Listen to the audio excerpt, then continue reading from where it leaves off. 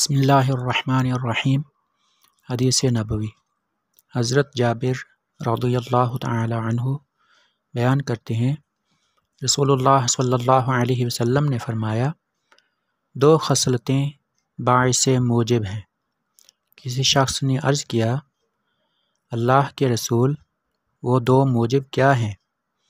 آپ صلی اللہ علیہ وسلم نے فرمایا، جو شخص اللہ کے ساتھ شرک کرتا ہوا فوت ہو جائے تو وہ جہنم میں داخل ہوگا، اور جو شخص اس حال میں فوت ہو کہ وہ اللہ کے ساتھ کسی کو شریک نہ ٹھہراتا ہو تو وہ جنت میں داخل ہوگا۔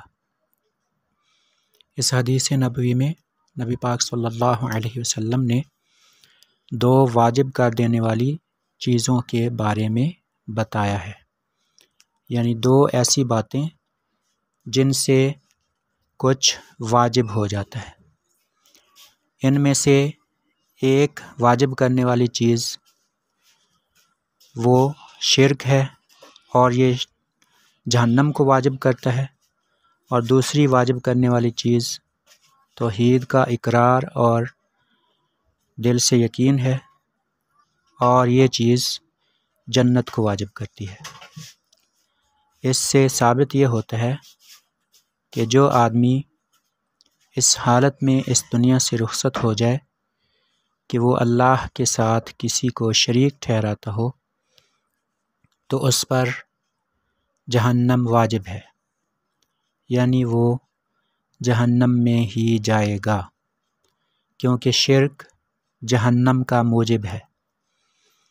اور جو شخص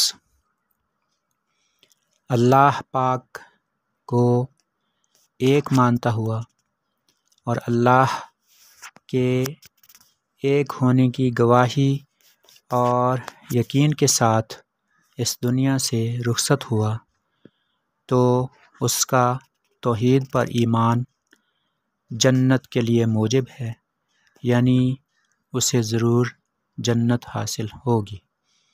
اگر وہ شخص زیادہ نیکیاں رکھتا ہوگا تو وہ اپنی زیادہ نیکیوں کے باعث جنت میں چلا جائے گا، اور اگر اس کی بداعمالیاں کوتاہیاں زیادہ ہوں گی نیک اعمال کی بنسبت تو وہ اپنے اعمال کی سزا کاٹ کر پھر جنت میں چلا جائے گا اور ہمیشہ ہمیشہ کے لیے جنت میں رہے گا۔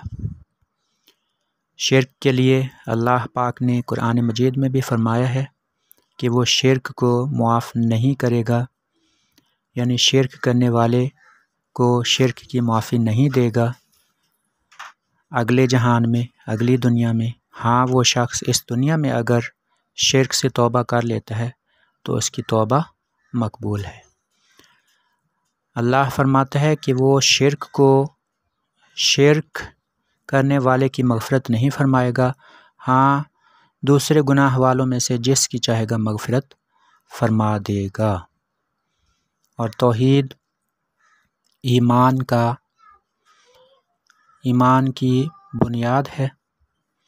جو شخص توحید کو مانتا ہے تو وہ اللہ اور اس کے رسول کی ساری تعلیمات کو مانتا ہے، اس لیے وہ مومن ہے، اور مومن کے لیے اللہ نے جنت تیار کر رکھی ہے۔ اللہ پاک ہمیں شرک سے محفوظ رکھے، آمین۔